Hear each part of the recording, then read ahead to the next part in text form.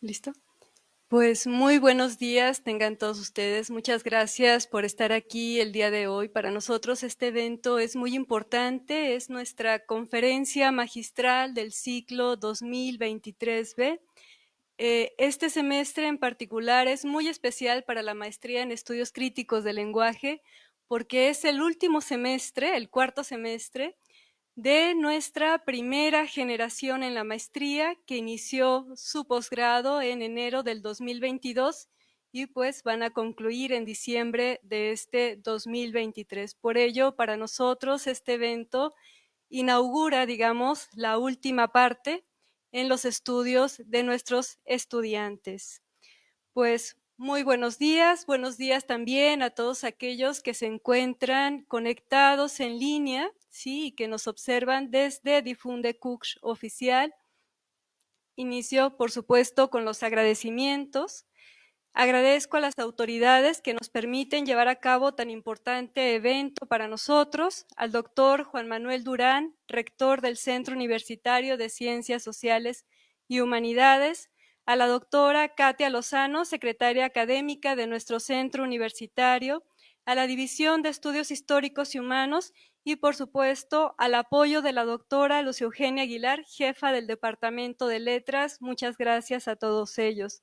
Agradezco la iniciativa y propuesta del doctor Gerardo Gutiérrez Cham, quien va a ser el moderador de esta mesa, quien nos sugirió de manera muy oportuna y me parece excelente la presentación del doctor David Bach-Geller, quien es investigador del Departamento de Estudios Políticos y doctor en Filosofía. Agradezco al doctor David Bach por haber aceptado estar aquí, al menos ahora de forma virtual, y esperemos que próximamente podamos estar de manera presencial. Por supuesto, agradezco la asistencia de todos ustedes, quienes, bueno, en realidad este tipo de eventos académicos se organizan para establecer un diálogo, para hacer circular las ideas, generar pensamiento y no se puede realizar, no se puede llevar a cabo sin su presencia de nuestros estudiantes de la maestría en estudios críticos del lenguaje y, por supuesto, sin la presencia de nuestros estudiantes de la carrera de letras, quienes están aquí, les agradezco muchísimo. Y por supuesto a los profesores que nos acompañan, a la doctora Lucia Eugenia Aguilar, quien es, como les decía, nuestra jefa del Departamento de Letras. Muchísimas gracias. Sin más, invito ya al doctor Gerardo Gutiérrez Cham, quien es profesor de nuestro núcleo académico de la Maestría en Estudios Críticos del Lenguaje, a que inicie a moderar esta charla, a presentarnos a nuestro invitado especial del día de hoy. Adelante, doctor. Gracias. Muchas gracias, querida Diana. Pues, como ya dijo ella, muchas gracias a todos ustedes, a la doctora Luz Eugenia, pues que siempre nos apoya, y también, claro, aquí a la doctora Diana, que también siempre es muy entusiasta con todos estos eventos. Bueno, sin más preámbulo, voy a presentar a mi buen amigo y colega David Bach-Geller. Hubiera sido muy bueno que estuviera acá, pero él tiene compromisos y está desde la Ciudad de México. Nada más voy a leer unas líneas así muy sencillas para que él pueda ya inmediatamente pasar a leer su charla. No voy a decir su edad, pero David nació en la Ciudad de México en 1982 y actualmente vive en Jalisco, donde es profesor en el Departamento de Estudios Políticos de la Universidad de Guadalajara. Estudió una maestría en filosofía en la Universidad Nacional Autónoma de México y un doctorado en la misma disciplina en la New School of Social Research en Nueva York. Obtuvo la beca Fulbright García Robles para realizar los estudios de doctorado. Es autor de capítulos, artículos y ensayos donde interroga el lenguaje ordinario para exhibir algunas formas ocultas, no tan evidentes, sobre la dominación política. Es miembro del Sistema Nacional de Investigadores desde el 2019 y ya en octubre del 22 publicó su primer libro, Reparto de Máscaras, que por cierto se lo recomiendo mucho. Es un libro ameno, divertido, pero a la vez bastante crítico, ¿no? Y seguramente va a salir ahora en la charla. El libro se titula Reparto de máscaras, paleros, acarreados y reventadores. Está publicado en Gedisa y recientemente fue publicado Ternuritas, el linchamiento lingüístico de AMLO por la editorial Chamuco, ¿no? Entonces, bueno, los dejo con el propio David. Aquí está, adelante, lo saludamos, me da muchísimo gusto que esté acá. Y espero después de David podamos hacer algunas preguntas, charlar con él. Yo le haré algunas preguntas, pero más bien como detonantes para, para hacerlo enojar y que pueda hablar con nosotros, ¿no? A gusto. Adelante. Muchas gracias, Gerardo. Buenos días a todas y a todos. Me da muchísimo gusto estar con ustedes, aunque sea por vía remota. Espero que haya una ocasión siguiente y en esa nos podamos conocer, sobre todo con los estudiantes de la maestría en persona, pero de todos modos, aunque sea a través de la distancia, me parece que podemos tener un diálogo muy rico y a mí me da enorme gusto y estoy muy agradecido por la invitación de la maestría en estudios críticos de la lengua y en particular a la maestra Diana Sánchez y por supuesto a Gerardo, que es un muy buen amigo mío y que ha sido para mí una guía en la Universidad de Guadalajara. A partir de este semestre he estado colaborando más con el Departamento de Estudio de Letras, doy clases en la licenciatura, entonces también para mí esta es una especie de continuación de esta nueva relación que a mí me llena de alegría. El día de hoy escribí una presentación y se las quiero leer. El título es el que ya ustedes han visto, Cuestionar el poder con las palabras de la tribu, sobre el análisis crítico del lenguaje ordinario. Y un poco lo que pensé, Gerardo se refirió a los dos libros que yo he publicado y son dos libros que un poco tienen el método escondido. Son libros escritos en forma de ensayo y no explicitan, como en la academia se explicita siempre lo que uno está haciendo. Ese es un poco el principio del método. En el ensayo el método queda un poco más implícito o escondido.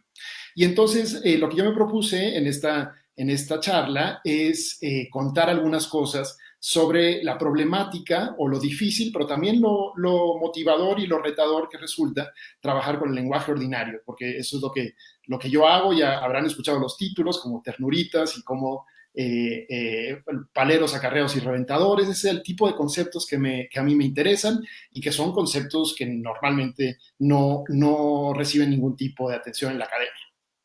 Entonces, en la conferencia quiero platicarles un poco más sobre qué panorama rodea y qué dificultades implica tratar el lenguaje ordinario. Entonces, espero, como bien dijo Gerardo, que después de leer esta charla podamos tener un diálogo y me gustaría mucho escuchar sus preguntas. Entonces, sin más preámbulos, voy a empezar con la conferencia.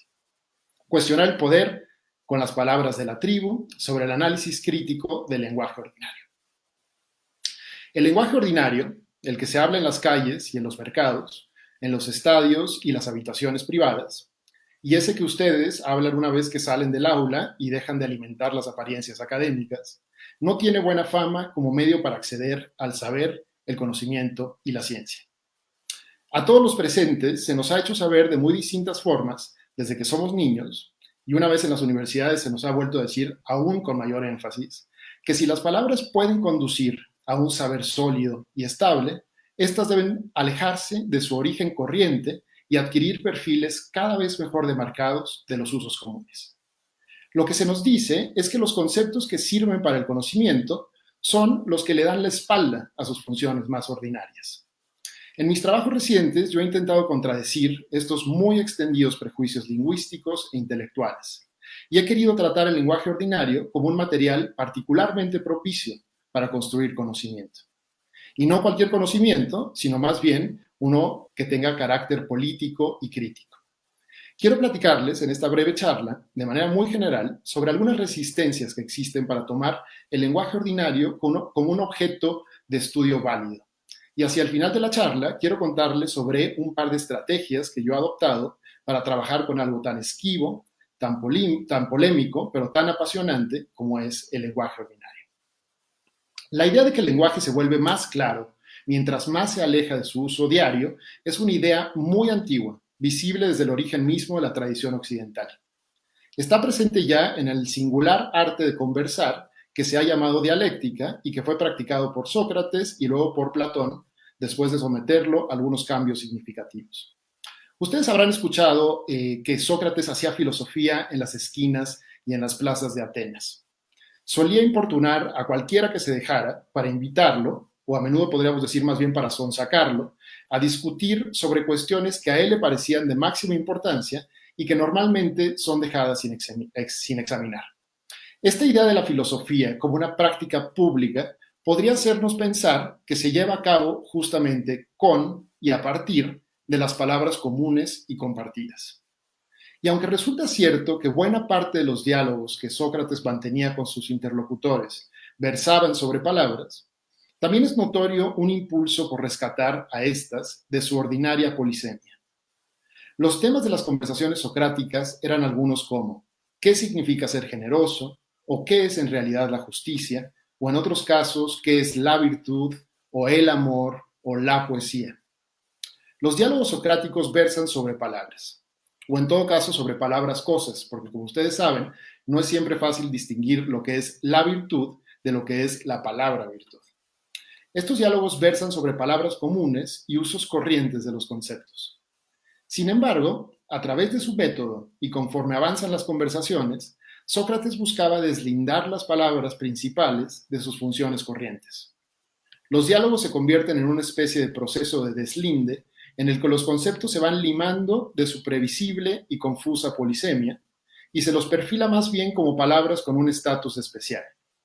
Palabras clave, si quieren, o conceptos que aún no pueden llamarse técnicos, pero que ya se van desincorporando ostensiblemente del habla cotidiana, que por contraste se va identificando a su vez como espontánea y reflexiva e informe.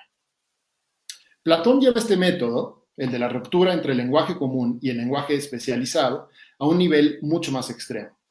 Y aquí hay que recordar que Sócrates no escribió nada y tenemos que imaginar lo difícil que resulta separar algunas palabras de su uso corriente solamente por procedimientos orales, ¿no? La mayoría de los procedimientos que tenemos para decir, por ejemplo, entiendo esta palabra de esta manera en un sentido técnico, son procedimientos más bien escritos y no orales, ¿no? En los diálogos escritos por Platón, las palabras son sometidas a una transformación mucho más radical que la que efectúa Sócrates. Palabras como idea, reminiscencia, filosofía o dialéctica, que tienen su origen en usos corrientes del lenguaje, aparecen cada vez menos relacionadas con sus otros usos comunes. Tienen un empleo más metódico, sistemático y categorial. Algunos neologismos comienzan a aparecer aquí y allá para suplir lo que no logran hacer las cotidianas palabras imprecisas. El lenguaje que realmente sirve para elaborar un conocimiento confiable y sólido es uno que se encuentra desmarcado del lenguaje ordinario. Si bien este lenguaje más esotérico tiene a menudo su fuente en el lenguaje ordinario, es solo como un primer impulso. La forma de expresión para un nuevo saber debe constituirse en una especie de metalenguaje, una serie de conceptos reflexivos, autoconscientes y más o menos formalizados. Su distancia del uso cotidiano representa justamente el valor mismo de estas palabras. La relación entre el lenguaje común y los metalenguajes aptos para construir saber fue durante muchos siglos una relación tensa, pero cambiante y dinámica. Los pensadores de la antigüedad, de la Edad Media y el Renacimiento oscilan a menudo entre un cierto respeto por los significados y las distinciones implicadas en el lenguaje ordinario, hasta una desconfianza escéptica por sus funciones. A comienzos de la modernidad, esta conflictiva relación entre el lenguaje ordinario y saber llega a un punto de máxima tensión. Con la aparición del empirismo y su gradual desarrollo en el cientificismo, el lenguaje ordinario y el conocimiento se divorcian drástica y definitivamente. El lenguaje corriente se comienza a percibir no solo con la sospecha de que es caprichoso e impreciso, esta sospecha ya lleva varios siglos desarrollándose, como hemos dicho. La perspectiva naciente identifica los usos comunes de las palabras como uno de los principales obstáculos para el conocimiento auténtico, que es, por supuesto, el científico. El lenguaje común no es ya simplemente un estorbo, sino que es el principal obstáculo, el enemigo contra el cual la ciencia debe batallar activamente. Esto resulta muy evidente en los escritos de Francis Bacon, considerado a menudo el padre del empirismo moderno. Seguramente habrán escuchado ustedes acerca de su famosa tipología, en la que identifica 4 ídolos, así los llama, o falsas nociones, que obstaculizan el entendimiento humano en su búsqueda por un conocimiento sólido.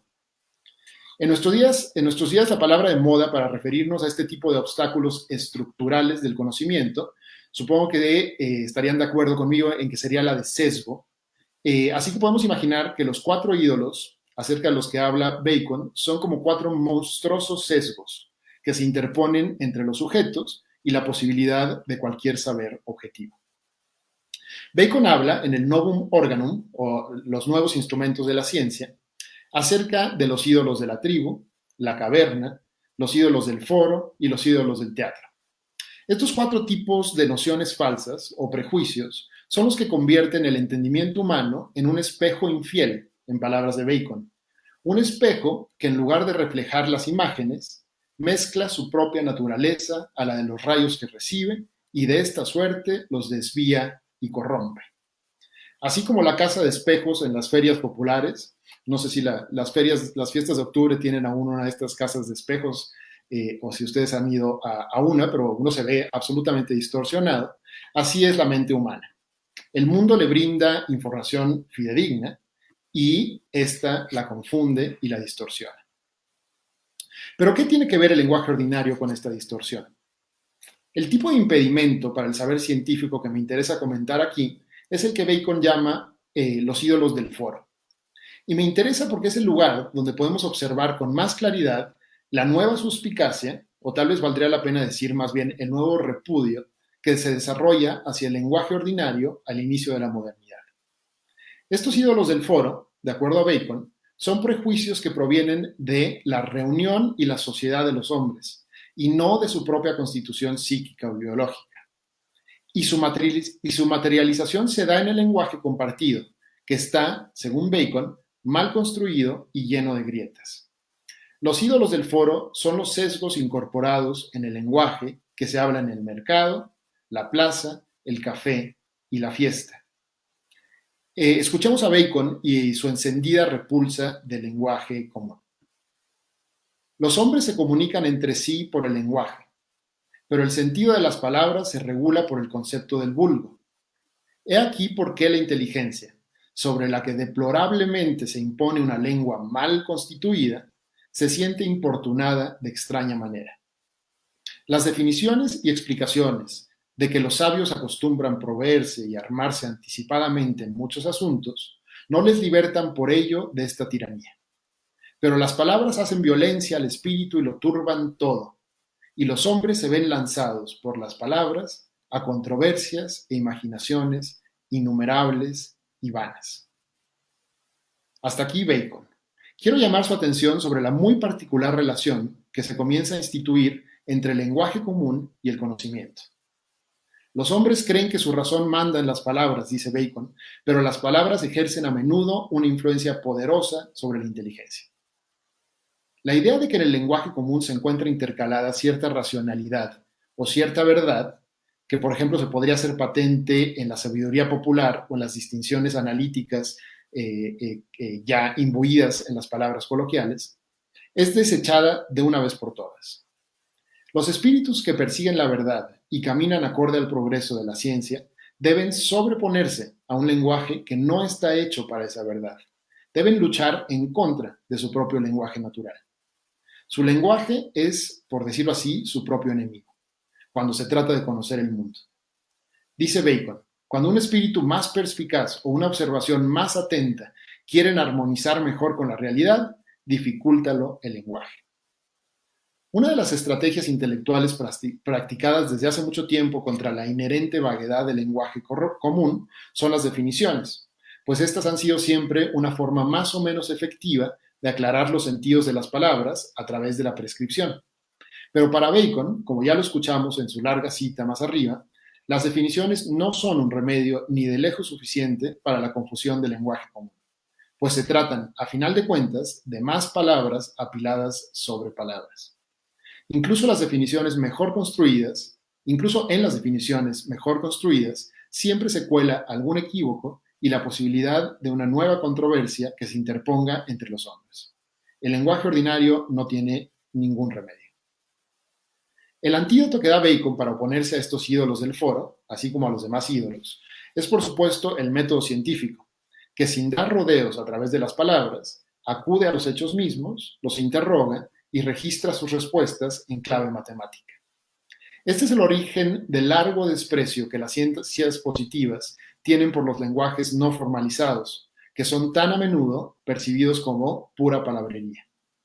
Pero este desprecio hacia el lenguaje ordinario no es exclusivo de las ciencias naturales, sino que prevalece de igual forma a lo largo de toda la modernidad en las llamadas ciencias humanas. También estas se proponen con cada vez más rigor y cada vez más método construir metalenguajes que permitan analizar y comprender todo tipo de fenómenos. La creciente división del trabajo intelectual, que se acelera imparablemente a partir del siglo XVIII hasta nuestros días, puede ser visto como una lógica de repudio hacia el lenguaje natural. En ciertos casos excepcionales, el lenguaje ordinario es contemplado como un material de análisis valioso, pero nunca como un objeto legítimo por sí mismo y menos aún como el modelo lingüístico a partir del cual se podrían formar las propias herramientas conceptuales de la disciplina. El lenguaje común se erige cada vez más como el sitio del folclore, de las jergas intrascendentes, una esfera vernácula sin ningún tipo de contacto con la reflexividad, el análisis o la crítica. Como ustedes saben, el siglo XX ha sido llamado el del giro lingüístico, y parte de los efectos de dicho giro implican una revalorización del lenguaje ordinario. Figuras tan importantes como Wittgenstein, J.L. Austin o Gilbert Ryle concentraron sus propias investigaciones sobre el uso cotidiano de las palabras y elaboraron también una serie de ideas en las que el lenguaje natural ya no aparece simplemente como un protolenguaje confuso, sino más bien como el arquetipo del funcionamiento de todo lenguaje. El uso corriente de las palabras, largamente desacreditado como la causa de erosión y confusión lingüística, fue de repente asimilado como la vida misma del signo, de acuerdo a Wittgenstein. Así lo dice en una famosa cita: el uso es la vida del signo. Las formas como hablamos se volvieron repentinamente un material de análisis lingüístico valioso.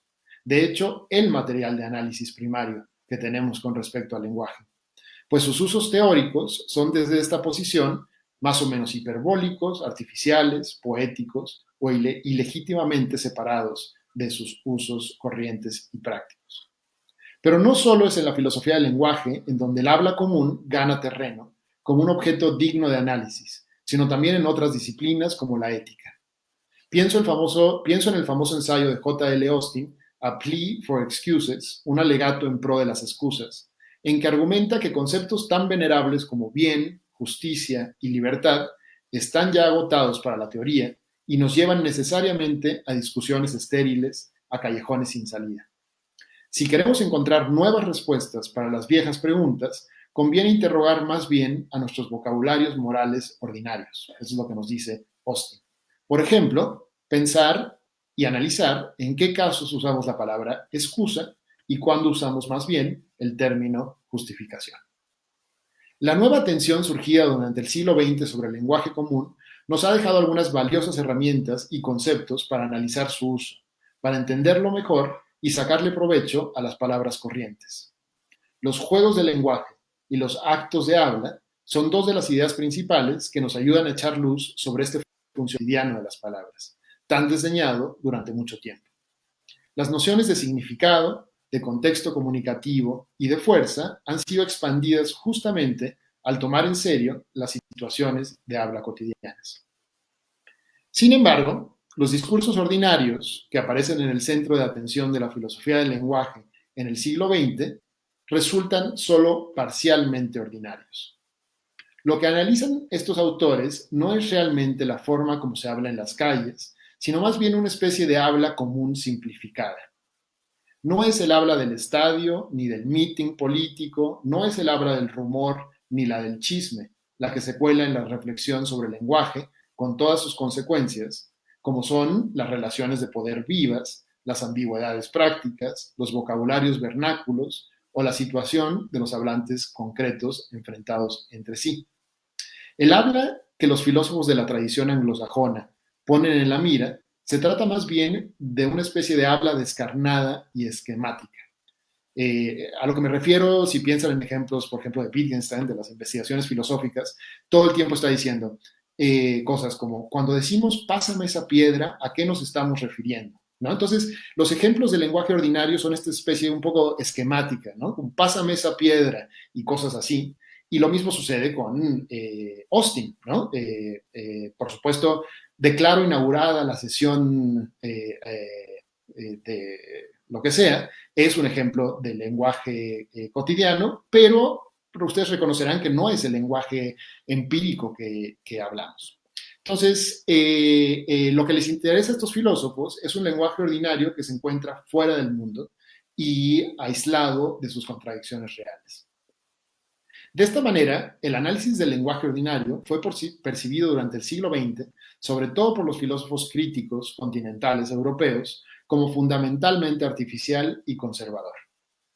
No es tan difícil llegar a esta conclusión cuando escuchamos algunos famosos juicios, por ejemplo, de Wittgenstein, como aquel en el que dice que la tarea de la filosofía no es otra que dejar las cosas tal y como están, o la idea de Austin de que el análisis lingüístico no es sino una forma de mantener limpias nuestras herramientas. La crítica que tuvo mayores repercusiones en contra del análisis del lenguaje ordinario practicado por estos filósofos anglosajones la llevó a cabo Herbert Marcuse en un libro que fue una especie de Biblia para la izquierda a final de los años 60, que es El hombre unidimensional. En ese libro, Marcuse dedica todo un capítulo a argumentar que el análisis del lenguaje ordinario, por sí mismo, no sirve para elaborar críticas hacia el poder, ya que su material es confuso, y aquí vemos reaparecer la crítica cientificista que vimos con Bacon, pero en un disfraz político, o porque está atravesado siempre el lenguaje común por ideologías e intereses. La tesis de Marcuse es que para criticar las relaciones de dominación, que se encuentran trenzadas ineludiblemente con el lenguaje corriente, necesitamos algunos metalenguajes más abstractos y reflexivos. Es preciso dar un paso atrás y alejarse de ese lenguaje contingente y contaminado que es el habla ordinaria. Durante décadas, estas críticas, las de Marcuse, fueron la opinión dominante entre la izquierda. El análisis del lenguaje ordinario, se decía, es un método abstraído ideológicamente de la conflictividad real. Es una forma más bien reaccionaria de pensar y de abordar la realidad empírica. El lenguaje ordinario acepta el mundo tal y como es y no sirve para criticarlo. Todo este rodeo que he dado, trenzando algunas líneas exageradamente esquemáticas sobre la relación entre saber y lenguaje ordinario a través de varios siglos, tiene como fin ponerlos en contexto sobre algunas de las dificultades a las que se enfrenta cualquiera que intente hacer un análisis crítico del lenguaje, y más aún cuando se trata del lenguaje ordinario político. No es solo que el lenguaje ordinario genere desconfianza y suspicacias sobre su valor teórico, que este ya es un enorme obstáculo. Ustedes conocen los prejuicios de que el habla corriente es una jerga, es un argot, es un lenguaje informal, una sombra sin sustancia del verdadero lenguaje que realmente cuenta. También está este otro obstáculo de que aquellos que han tomado en consideración el lenguaje ordinario no buscaban evidenciar cómo en este se aloja el poder, cómo intervienen en él las jerarquías, cómo este lenguaje ordinario manipula y mistifica. Aquellos que han resaltado el valor del lenguaje ordinario le han dado demasiado a menudo la espalda a su dimensión política, verdaderamente empírica y, por supuesto, impura. La pregunta a la que yo me enfrento constantemente es esta. ¿Resulta útil el análisis del lenguaje ordinario para encontrar pautas de control, manipulación o dominación política que no pueden ser sacadas a la luz de cualquier otra manera? Mis trabajos son un intento de demostrar que la respuesta es afirmativa. En el uso del lenguaje común, en la batalla ordinaria por los significados de las palabras, en los actos cotidianos de resignificación e impugnación de los usos hegemónicos. En todos estos lugares podemos encontrar rastros de poder que resultan de otra manera transparentes e invisibles, que no pueden ser identificados desde cualquier otra perspectiva. Pero ¿cómo interrogar este lenguaje ordinario, evadiendo al mismo tiempo la tentación de tratarlo simplemente como un material cuyo valor se revela a la luz de otros lenguajes? Estos sí, generales y abstractos, estos sí, metalenguajes con valor teórico y crítico. ¿Cómo no traicionar el lenguaje ordinario subsumiendo su particularidad en conceptos abstractos, teóricos y generales? Quiero decirles dos estrategias que yo he seguido para intentar llevar esto a cabo. La primera tiene que ver con la pluralización, o más precisamente con la pulverización de los lenguajes y la importancia que este hecho en sí mismo tiene para el análisis del lenguaje político y para su crítica. Roland Barthes habló acerca de la irredimible guerra de los lenguajes en la que estamos sumidos y que se acrecienta permanentemente en sociedades tan desiguales en cuestiones económicas, culturales y educativas como son las nuestras. Resulta que la mayoría de los actores sociales que participan de una u otra forma en la batalla por los significados del mundo social lo hacen en y a través del lenguaje ordinario. Quiere decir, la pulverización de los lenguajes de la que habla Barthes, por supuesto que tiene razones de clase, de división del trabajo, de lugar, pero la mayoría de los que participan en este mundo pulverizado del lenguaje lo hacen con lenguajes ordinarios, no con lenguajes técnicos. Los lenguajes técnicos son una parte más de este enorme espectro. Si tomamos en serio el adjetivo que usa Barthes y aceptamos que esta guerra es irredimible, entonces se vuelve muy importante exhibir las maneras alternativas de nombrar el mundo político a través del lenguaje ordinario. Esta se convierte, de hecho, en una tarea indispensable de la crítica, incluso solo mostrar la competencia de los lenguajes pulverizados. Si entre todos estos lenguajes en pugna no existe una síntesis posible, ni un lenguaje con un estatus superior, entonces debemos hacer sentido y comprender cuál es la relación entre estos lenguajes, la lógica de sus pugnas y de sus entrecruzamientos. Yo llamo simultaneidad cacofónica de los lenguajes a este fenómeno en que diferentes vocabularios compiten, se mezclan y aspiran a manipular, conquistar y ordenar el mundo sociopolítico en un mismo tiempo y territorio. El análisis crítico del lenguaje ordinario se propone conservar esta cacofonía de los muchos lenguajes, que por lo contrario es casi siempre retrabajada, sublimada o simplemente reprimida por los discursos académicos. La cacofonía de los lenguajes nos permite entender el terreno político como un campo mucho más agonístico y conflictivo de lo que cualquier teoría liberal ha querido hacernos creer. En un estrato más fundamental, el de los gobiernos y las instituciones, existen desacuerdos abismales incorporados a las distintas formas de hablar que los diversos grupos tienen. El famoso diálogo liberal resulta una noción bastante ingenua desde esta perspectiva, así como el concepto más reciente de polarización.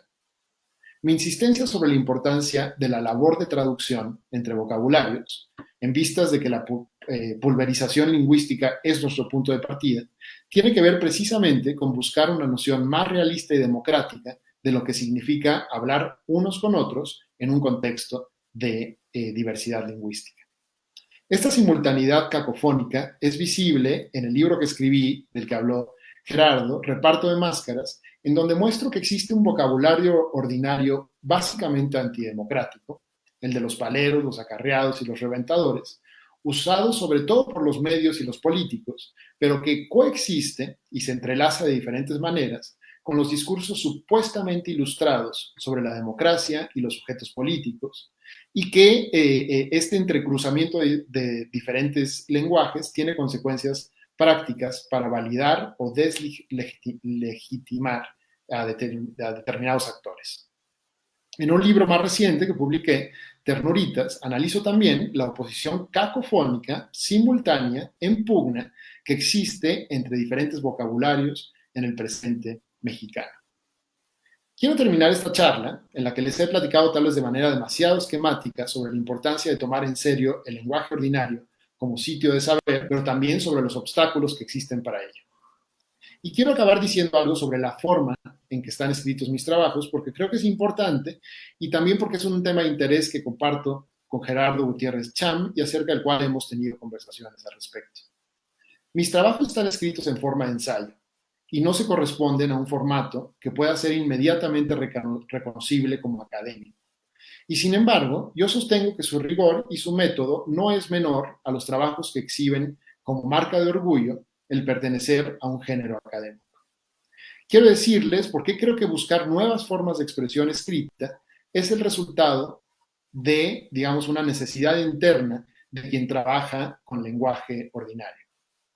Hablábamos antes sobre la frecuente tentación que existe por explicar lo que sucede en el lenguaje común y corriente a través de otros metalenguajes más solemnes y acreditados, los que llamamos académicos, técnicos o intelectuales. Se trata también de una práctica de traducción, traducir el lenguaje de jerga ordinario a un lenguaje respetable, pero a mi parecer, en este caso, es una traducción viciosa. Se intenta eliminar la particularidad de los lenguajes concretos para hacerlos pasar como instancias de lo general. Pero esto representa siempre una pérdida lamentable. Los lenguajes particulares funcionan como vocabularios muy específicos y contextualmente situados. No obstante, en caso de que uno se resistiera a abandonar esos lenguajes tan concretos y que quisiera, por decirlo así, respetar su particularidad, ¿cómo podemos hacer generalizaciones, síntesis, oposiciones y todas esas operaciones que definen a una labor analítica, reflexiva y crítica? Mi idea es que el ensayo es el género que permite de mejor forma la flexibilidad necesaria para llevar a cabo esta tarea. El ensayo está hecho con las palabras de la tribu. Rechaza siempre como elementos externos las palabras demasiado técnicas y es una especie de laboratorio ideal para mezclar y combinar diferentes hablas vivas. El ensayo permite además una creación de conceptos más débil y por consiguiente menos brutalmente fracturados del lenguaje común. Lo que podríamos llamar categorías o conceptos se desarrollan comúnmente en el ensayo de la mano del material concreto con el que se está trabajando. A diferencia del paper, que es el género literario que más da la espalda al lenguaje ordinario, pues lo trata como una sustancia contaminante, el ensayo está hecho a partir de él, sin renunciar, sin embargo, al pensamiento. Si el reto es el de no subsumir los lenguajes cotidianos en lenguajes especializados, dejarlos hablar y mostrar que en su diferencia se encuentra la clave para entender y criticar las configuraciones del poder, el ensayo nos brinda más y mejores recursos. Creo que esta es la razón por la que, desde Karl Kraus hasta Carlos Monsiváis, el ensayo es el medio favorito de quienes se interesan por las funciones políticas del lenguaje ordinario. Hoy, que la labor académica se encuentra en crisis, precisamente porque muy a menudo se mueve en dirección contraria a las demandas democratizadoras de la cultura, el saber y los derechos políticos, el análisis crítico del lenguaje ordinario es una vía posible para intentar que la reflexión se cuele más efectivamente en el espacio público. Espero haberlos y haberlas convencido, al menos parcialmente, de esta afirmación y en cualquier caso, espero sus preguntas sobre ello. Y eso es todo. Muchas gracias.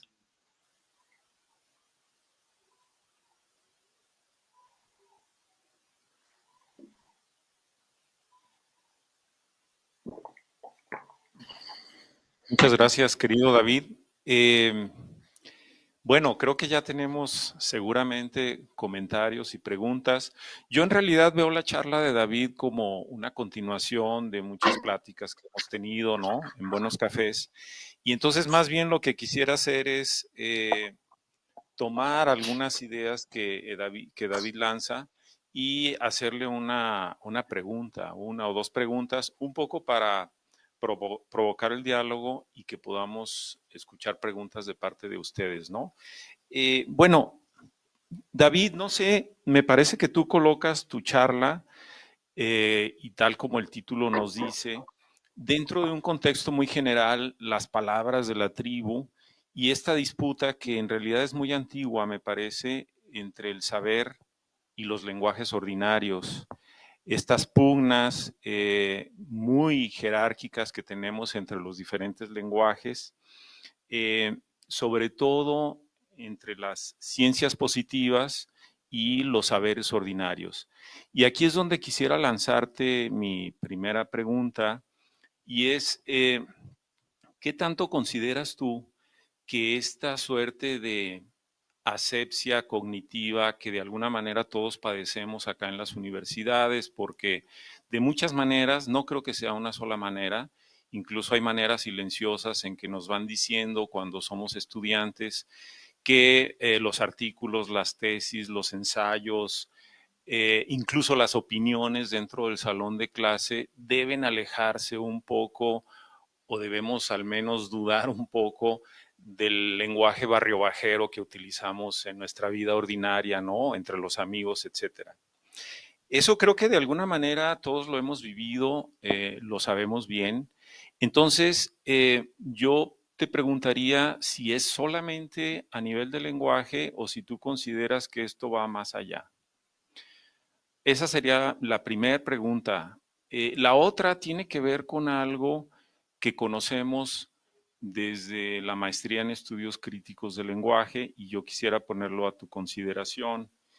Me parece que no todo es tan negativo, pues yo un poco en descargo de los estudios, sobre todo los estudios que se han hecho desde la pragmática, el análisis del discurso, la semiótica, los estudiantes mismos que están acá, ellos no me dejarán mentir en el sentido de que, pues sí ha habido muchos esfuerzos, digamos, yo diría que desde la segunda mitad del siglo XX, por tratar de no solo reivindicar los lenguajes ordinarios, sino acercarse a ellos de manera crítica, ¿no? O sea, hoy en día es bastante común que un estudiante de lingüística crítica estudie conversaciones, disputas. Tuvimos hace tiempo una buena tesis, me acuerdo, sobre el chisme, ¿no? Y la chica demostró que en los chismes hay estrategias bien complejas a nivel de lenguaje y a nivel de discurso, en fin, pero por otro lado, entiendo muy bien tu postura en el sentido de que muchas veces eso permanece en la superficie, es decir,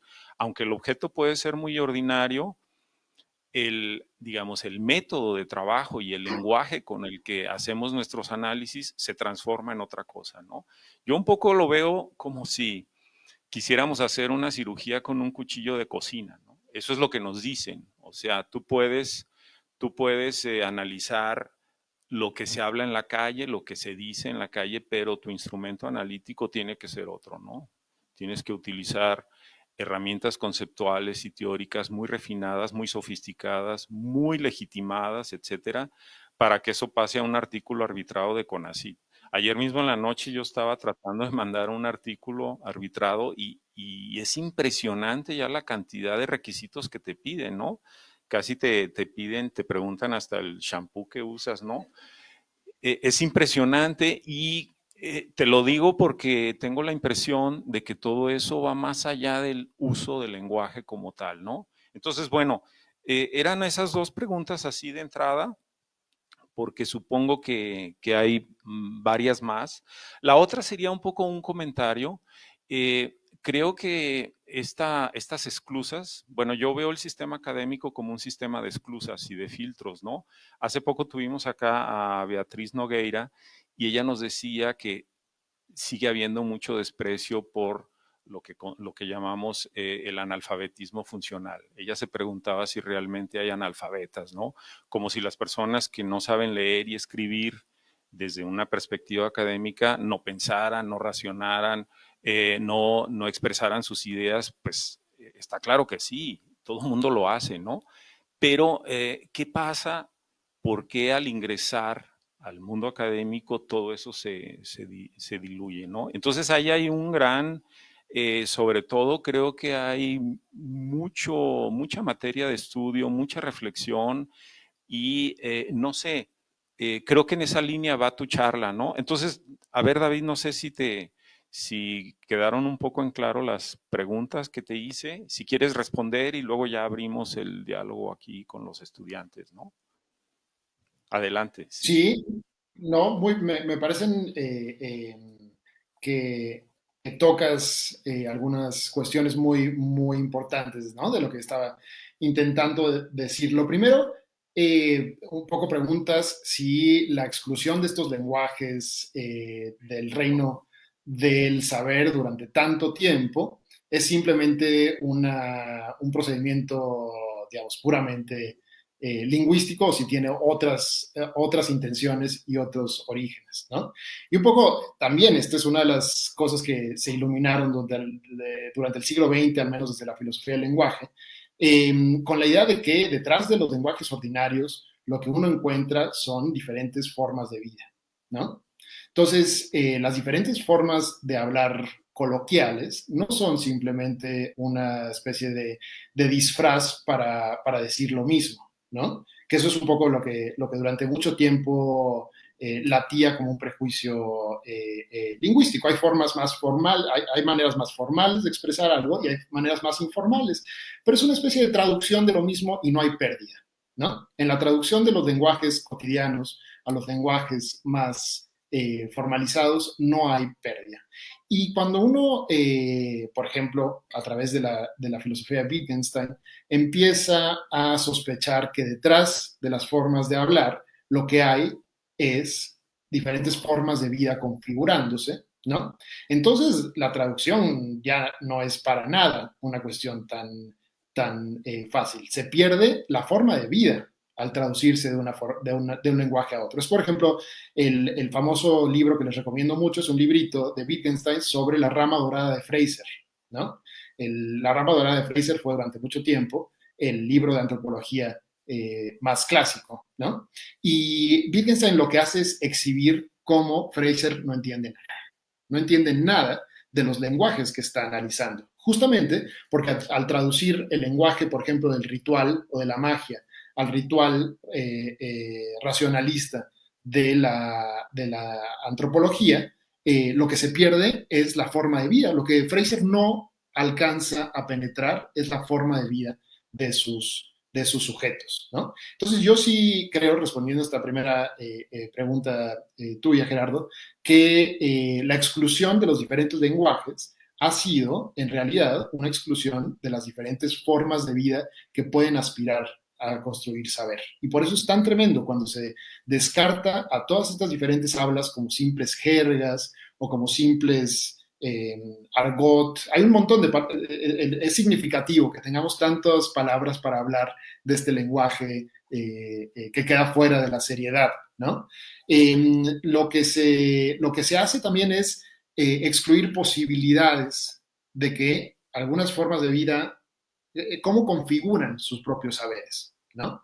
Entonces, me parece que sí, que lo que tú señalas abona más a la importancia de incorporar estos saberes y eso conecta con lo segundo que dijiste. Por supuesto que hay muchísimos trabajos valiosísimos sobre el lenguaje, ¿no? Ordinario y la tesis que tú mencionaste sobre chismes, ¿no? Es un muy buen ejemplo. Pero justamente el reto para mí es la idea de cómo desvelar, cómo mostrar estos vocabularios justamente sin imponerles de manera un poco vertical estas herramientas, estas estrategias intelectuales que surgen de lo que yo llamé en la ponencia metalenguajes, ¿no? Lenguajes que tienen un estatus diferente y superior.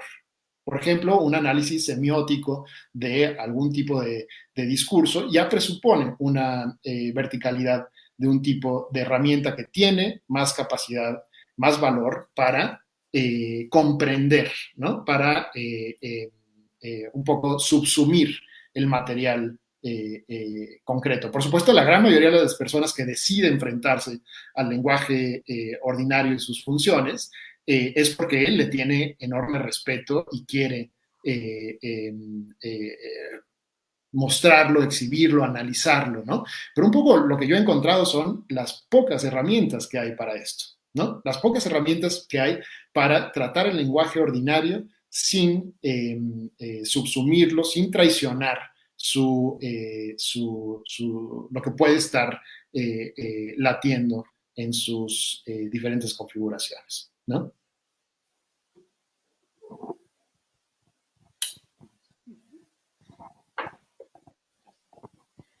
David, muy buenos días. Muchas gracias por esta conferencia muy enriquecedora para generar polémica, ¿no? Para reflexionar cómo trabajamos en torno al lenguaje y lo que hacemos con el lenguaje y esta tensión entre este lenguaje ordinario, que es cierto lo que decía el doctor Gerardo Cham, en el aula uno comienza precisamente por atenuar ciertos modos de hablar de nuestros estudiantes, ¿no? Para irlos aproximando a un código que uno entiende como un código común en la academia, ¿no? Reflexionando sobre esta problemática, en las redes el doctor Jorge Gómez Bocanegra nos hace un par de comentarios. Nos señala precisamente que el lenguaje ordinario, bueno, siempre ha sido como un objeto de estudio desde la lingüística, ¿no? Y nos dice él, el lenguaje ordinario es un lenguaje que ha permitido un saber social y es sin duda esto pues un hecho incuestionable, ¿no? Así por ello también se vuelve objeto de estudio dentro de su expresión en las culturas orales, ¿no? Y se analizan, no sé, los poemas épicos u otro tipo de expresiones que tienen que ver con la oralidad. Y él también nos pregunta, a partir del título que le diste a esta conferencia, ¿qué se puede entender por las palabras de la tribu? ¿O qué es lo que nos sugieres con este título? Claro, bueno, las palabras de la tribu son las palabras en uso corriente y ese es un poco el mote despectivo que ha recibido durante muchísimo tiempo, que yo lo retrotraigo a Bacon, ¿no? Son los ídolos de los que yo hablé son los ídolos del foro, pero están íntimamente entrelazados con los ídolos de la tribu, ¿no? Entonces, sí, es un poco una atajo para referir el constante desdén que ha recibido el lenguaje común y cotidiano. Y bueno, por supuesto, o sea, se multiplican, Gerardo, igual que Gerardo apunta, el doctor también apunta a otro tipo de lenguaje ordinario y cotidiano, aunque, por ejemplo, ese de los poemas orales, tal vez es otro tipo de cotidianidad, ¿no? A mí, con el lenguaje de la tribu, realmente me refiero al lenguaje cotidiano que se habla en la calle, una vez que salen y que salimos de este salón, cómo empezamos a hablar de las cosas. Y, por ejemplo, yo lo he mostrado en cómo hablamos en México sobre la política, porque se escriben muchísimos libros sobre conceptos como libertad, populismo, democracia, democracia representativa, justicia, justicia transicional. Todas esas palabras son las que llenan la literatura académica y con una buena razón, porque son conceptos importantes, pero resulta que hay todo un otro vocabulario con el que hacemos la política cotidiana, que son, por ejemplo, estas de grillos, corcholatas, paleros, acarreados, reventadores, y que tal vez a ustedes ya tienen tan incorporada la noción de que ese es un lenguaje de jerga, que lo toman ya como un lenguaje con un estatus absolutamente distinto a las otras palabras, conceptos que acabo de decir, como justicia transicional. Entre justicia transicional y palero acarreado, ya por los sesgos que tenemos nosotros mismos, escuchamos un abismo, ¿no? Y entonces mi pregunta es cómo este lenguaje que pasa desapercibido justamente por su cotidianidad, no tiene ni siquiera un estatus de oralidad ritual o de poemas que se compartan, sino que simplemente son las palabras más desdeñadas, ¿no? Más invisibles también, menos consideradas. Y a eso me refiero con las palabras de la tribu, ¿no? Las palabras más cotidianas, pero también las menos tratadas. Y por supuesto, el reto es cómo encontrar en estos conceptos, sin analizarlos a través de conceptos, estos sí, valiosos, serios, los metalenguajes de los que yo hablo, cómo hacer sentido de estas otras palabras, ¿no? Y eso es al final en las estrategias de las que hablo en la charla. Sí, ahora dos cositas, David. Una de ellas tiene que ver con el hecho, estaba leyendo un artículo de Irene Vallejo y ella alude al hecho de que a los seres humanos nos gusta, incluso nos excita, así lo dice ella, ser comprendidos solo por los más íntimos. Y esto quiere decir que, bueno, al hablar no solamente nos comunicamos, sino dibujamos fronteras. Lo digo porque no solamente en el mundo académico se marcan estas fronteras, sino dentro de las propias hablas populares hay muchas jerarquizaciones. O sea, el prejuicio no viene solamente desde el saber científico, la ciencia positiva. En las hablas populares también generamos mucha distinción. Por ejemplo, hay muchos prejuicios sobre las variantes lingüísticas, ¿no? Es bastante común escuchar a la gente que dice que en ciertos lugares se habla mejor, en ciertos países se habla una lengua más pura, etcétera. Todas esas nociones tienen una larga historia y una larga data y no son fáciles de dirimir. Entonces, lo que tú dices me parece importantísimo, por un lado, pero yo lo extendería hacia la otra parte, es decir, creo que no es solo en un sentido, sino que hay algo de retroalimentación. Ahora, me estoy recordando a los textos de Mijail Bakhtin, cuando él habla del mundo carnavalesco. Dice que desde la Edad Media, cuando las universidades empezaron a instituirse, se apropiaron de un cierto saber y empezaron a deslegitimar los saberes populares. Entonces, tenemos una historia larguísima con esto. Ahora, mi pregunta concreta sería, pensando en los estudiantes, ¿qué sugerencias darías tú en concreto o cómo hacer para tratar de desmontar todo este andamiaje que es no solo de nociones y de lenguaje, creo que es de prácticas mismas también de docencia y de investigación? ¿Cómo hacerle para, digamos, no abollar del todo la coraza, pero por lo menos tratar de desmontar esto, ¿no? Un poco, pues ya que todos lo padecemos.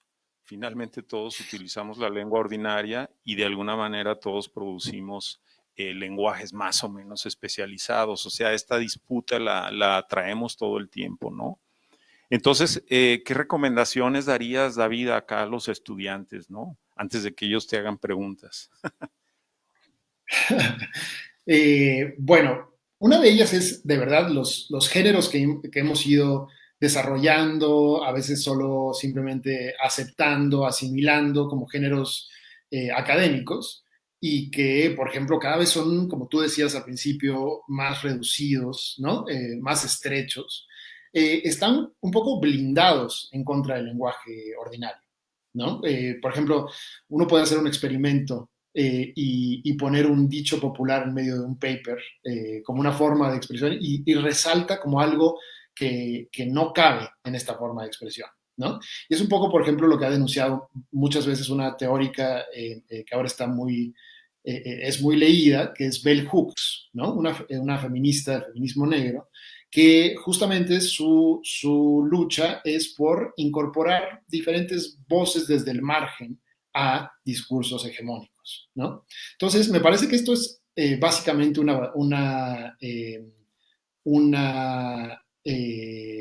tarea de la creatividad, ¿no? Y eso es algo que tal vez la academia ha rechazado con particular insistencia, por lo menos la versión más rígida de la academia, ¿no? Que nos toca a todos porque, como dices, hay cada vez más requisitos y cada vez más inflexibilidad en lo que hacemos, ¿no? Entonces me parece que promover pequeños espacios de ruptura con sobre los lenguajes, digamos, más hegemónicos, inflexibles, académicos, es ya un acto de disrupción, ¿no? Meter los propios lenguajes que nosotros hablamos en nuestra vida cotidiana, las propias fuentes de saber y de sabiduría, porque de repente cuando reprimimos estas formas que tenemos de expresar, yo doy el ejemplo de algo tan sencillo como un dicho o ¿no? Un giro del lenguaje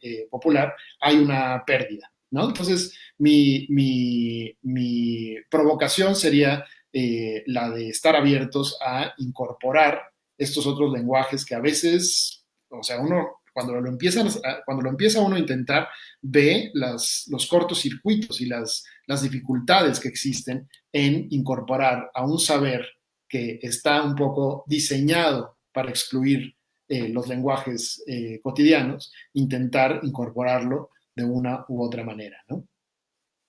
Sí, incluso he visto en las tesis doctorales y creo que, bueno, no solo doctorales, en general hay bastante queja en el sentido de que a veces una anécdota personal o una visión bien personal es vista con cierto desdén, ¿no?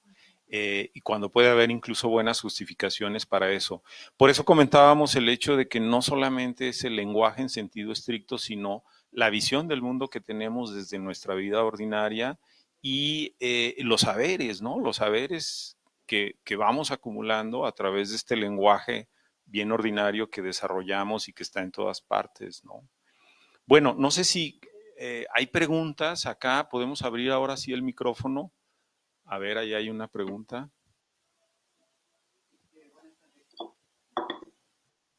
Está apagado. Buenas tardes, doctor. Bueno, mis preguntas son, digamos, de dos niveles, ¿no? La primera podríamos enmarcarla como algo así como la utilización del lenguaje de la tribu, como un lenguaje, como una expresión, perdón, de sentimientos, postulados y demostraciones. Y ahí caemos peligrosamente en el problema de la academia, pero ahorita lo voy a aclarar. Y el segundo nivel se me hace de pregunta que quiero hacer es el lenguaje como una herramienta de poder político y económico. En el primero del primer nivel, en el caso de la expresión de sentimientos, postulados, demostraciones, etcétera, yo soy egresado de historia. Yo recuerdo que cuando estaba elaborando la tesis, el gran pleito con mi directora de tesis era que usara yo un lenguaje más académico, más preciso, más culto, me decía ella, para expresar lo que yo quería decir. Yo, particularmente mi proyecto era en relación al siglo XIX, liberalismo, etcétera, la lucha liberal, mexicano, etcétera. Sin embargo, cuando yo le hacía caso a mi maestra, a mi directora, el problema es que sentía que estaba vaciando de contenido y de pasión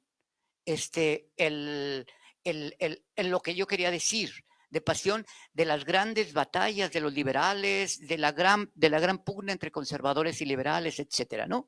No sé si sea esto un problema particular de la historia, pero creo que no lo es.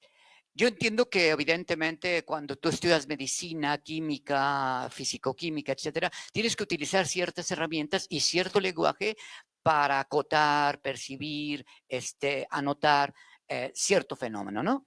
Sin embargo, en el caso de la historia, como decía Edmundo Gorman, ¿por qué nos apasiona la historia, por ejemplo? Pues porque tiene algo que ver contigo, tiene algo que ver con los mexicanos.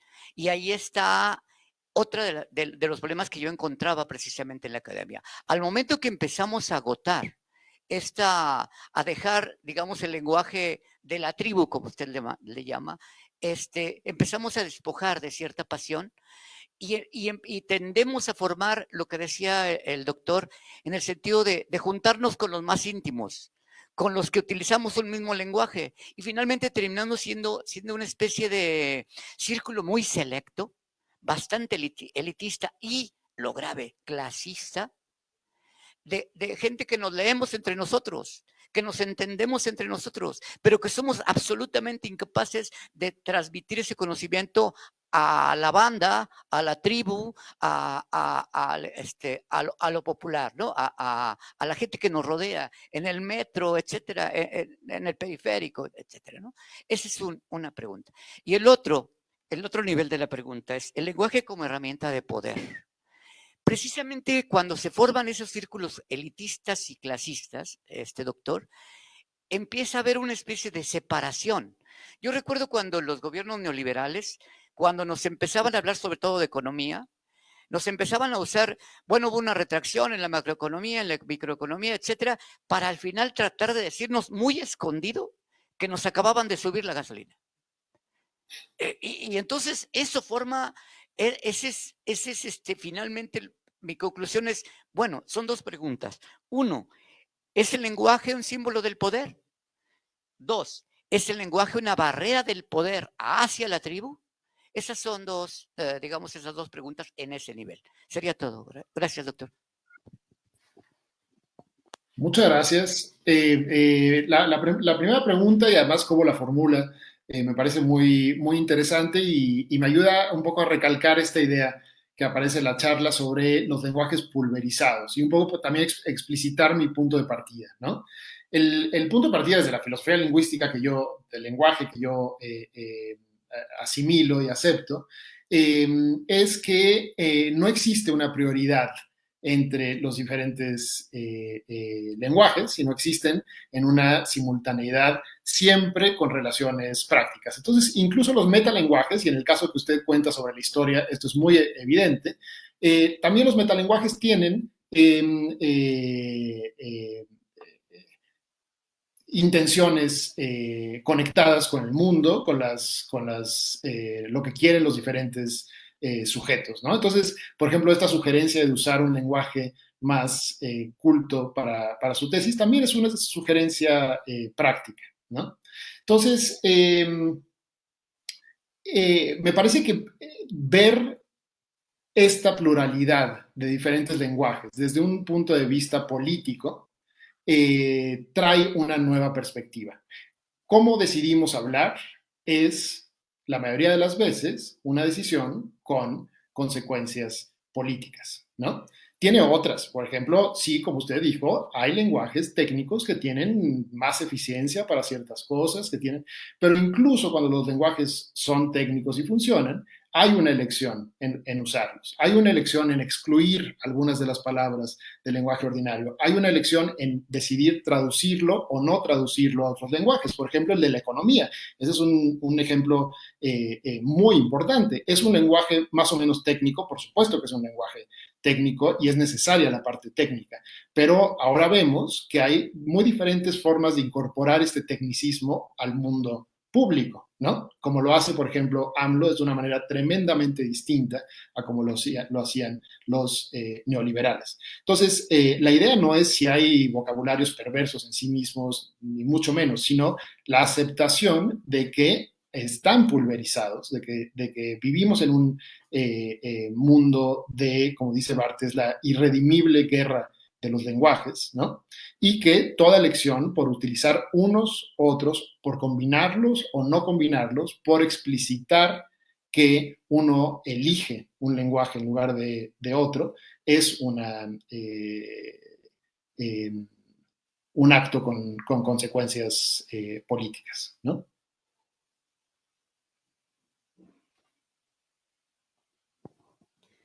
Muchas gracias. Aquí en las redes también nos dice el doctor Bocanegra que sí. Ay, se oye así un poco extraño. ¿Se oye bien? ¿Ya Yo está? lo veo bien. Perfecto. El doctor Bocanegra decía, bueno, un ejemplo de este uso ordinario dentro, ya digamos, de una élite cultural, bueno, él recuerda, ¿no? A Carlos Monsiváis, dice Bocanegra. Carlos Monsiváis hizo del lenguaje ordinario una disciplina de exposición. Un comentario más es de Will Ian, que se pregunta y pregunta a nuestro invitado, ¿cómo deben ser abordados ahora los vicios del lenguaje que tanto la gramática normativa reprocha, ¿no? Y bueno, voy a incorporar el comentario de la doctora Patricia Córdoba, felicita a nuestro invitado, dice gran conferencia, nos saluda. Y dice ella, si igualamos el lenguaje ordinario a estilos discursivos coloquiales, entonces debemos decir lenguajes ordinarios, así en plural. De esta manera no hay estilos superiores. En todo caso, en el dominio de la diversidad está la profundidad. Wittgenstein y Austin reaccionaron a la lógica proposicional. Se refirieron a la operación del lenguaje, a su funcionalidad, no a su estilo. Marcuse y Bourdieu, que criticó a Austin, no entendieron esto. Lo vieron como ideología. Dice, hace este comentario un poco para dejar abierta la discusión. ¿Qué opina, doctor? Bueno, me parece muy, muy sintético y muy preciso lo que dice la doctora Patti Córdoba, y estaría de acuerdo con ella, uno, en hacer particular énfasis en la pluralidad de los lenguajes ordinarios, ¿no? Es cierto, hace una diferencia englobar todos los lenguajes ordinarios en una categoría singular o refrendar su pluralidad, ¿no? Y sí, justamente estoy de acuerdo en que las críticas de Marcuse, de Bourdieu, no entendieron verdaderamente las consecuencias políticas de tomar en serio el lenguaje ordinario. Pero también nos dejaron allí abierto un problema, porque no son métodos, los del análisis del lenguaje ordinario, que no han sido llevados a sus consecuencias políticas. Y eso conecta con la primera, el primer comentario del doctor Bocanegra sobre Monsiváis, al que menté al final de la charla, justamente porque es uno de los ejemplos de cómo usar el lenguaje ordinario sin subsumirlo en categorías más abstractas y académicas, ¿no? Cuando leemos a Monsiváis, y por cierto, este semestre con algunas estudiantes y estudiantes de posgrado y de licenciatura, hemos leído a Monsiváis y me sorprendió que ninguno de los estudiantes lo había leído antes. Entonces, por ejemplo, esta es una ya de los consejos, cuando Gerardo pedía consejos a los estudiantes, uno muy práctico y directo puede ser leer a Monsiváis, ¿no? Porque es la principal escuela que tenemos, al menos los mexicanos y las mexicanas, de cómo utilizar el lenguaje cotidiano, y Monsiváis lo hace de maneras muy creativas, pero justamente que han sido rechazadas y menospreciadas por la academia, tanto que los estudiantes de estudios políticos o de filosofía no leen a Monsiváis, pero sí a Sartori. Cómo Monsiváis nos enseña las diferentes tácticas tan creativas que hay que poner en juego para justamente poder mostrar el lenguaje, más bien los lenguajes ordinarios, en toda su variedad de efectos políticos y prácticos, ¿no? Sí, no sé si hay algún último comentario o pregunta. Hola, buenos días. Mi pregunta era si esto tiene alguna repercusión o entra en lo de la producción horizontal del conocimiento, lo del lenguaje ordinario, ya que, pues, como comentaba el doctor Cham, de la inclusión de los refranes o de anécdotas, pues también son mal vistas en las tesis, pero en la producción horizontal del conocimiento se apela a ello, ¿no? A la construcción de este conocimiento con la comunidad, de para quién vas a escribir y cómo lo estás escribiendo, ¿no? De esta exclusión que ya se hace en la producción científica, que según estamos para esparcir el conocimiento hacia las masas, pero las masas no lo entienden por este lenguaje tan exclusivo, ¿no?, que se usa. Entonces, no sé si tenga algo que ver. Esa era mi pregunta. Yo creo que sí, yo creo que tú misma das las pistas de cómo tiene que ver, y me gustaría dar un ejemplo porque justamente publiqué en un capítulo en un libro sobre el conocimiento horizontal que publicaron en Calas, y a mí me pidieron un capítulo sobre burocracia. Y entonces la vía que yo encontré a través del lenguaje ordinario era centrarme menos en el concepto de burocracia, que es un concepto además que tan seguido vemos las mismas rutas académicas que siguen la definición de Max Weber, ¿no? Y más bien tratar sobre el concepto de tramitocracia, que es un concepto muy extendido, que es un concepto con funciones prácticas importantísimas, y de nuevo, que es un concepto que queda fuera de cualquier tipo de examen académico, ¿no? Y un poco las sugerencias que tú misma das sobre cómo tratar este otro tipo de conceptos más cerca de los intereses prácticos, políticos, cotidianos de las personas, sí puede fomentar un tipo de conocimiento más horizontal, ¿no? Porque cuando uno escucha reflexiones e intentos de comprensión de la complejidad a través de conceptos que les son más cercanos, menos venerables, menos solemnes. Me parece que hay incluso un efecto sentimental que quien preguntó sobre, nos contó el ejemplo de su tesis de historia, nos contó sobre cómo estaba él arraigado sentimentalmente a un lenguaje, ¿no? Y me parece que eso no son cosas que se deben de despreciar, sino más bien tomar también en cuenta. También estamos arraigados o las personas están arraigadas a sus diferentes lenguajes más cotidianos con los que hacen la vida, ¿no? Entonces esa separación entre lenguajes con los que practicamos la vida, hacemos las cosas más comunes y corrientes y otros lenguajes que sirven para comprender, reflexionar, es una especie de abismo desde mi perspectiva ilegítimo, y acortarlo es una vía hacia formas más horizontales de conocimiento.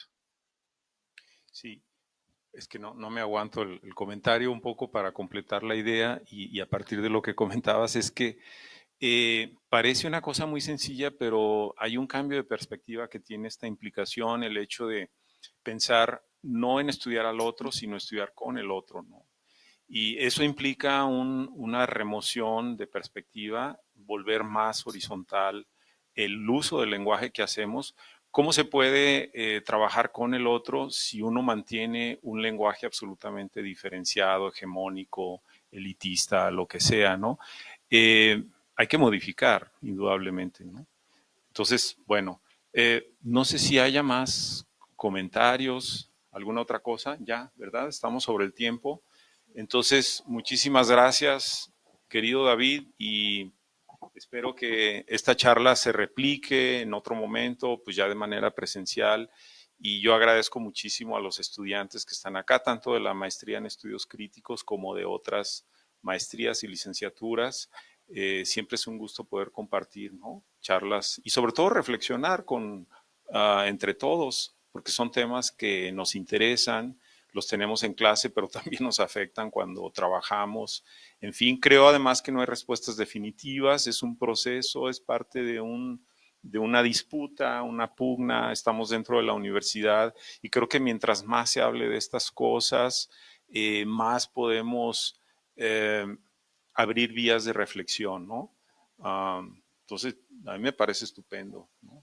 Y seguimos en la charla, David. Eso da para más cervezas, no, más café, ¿no? Sí. Por supuesto que sí. Muchísimas gracias y también espero que podamos también seguir el diálogo con los estudiantes de la maestría y en general del departamento de letras. Me gustaría mucho. Pues muchísimas gracias, gracias a todos por su presencia, muchísimas gracias de nuevo, David. Por supuesto, invitado para otras conferencias, conversatorios, estaremos en diálogo y concluimos aquí nuestra conferencia magistral del ciclo escolar 2023B. Ya ven las frases.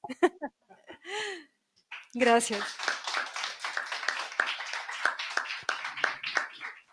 A todos aquellos que están solicitando constancia, por favor, pasen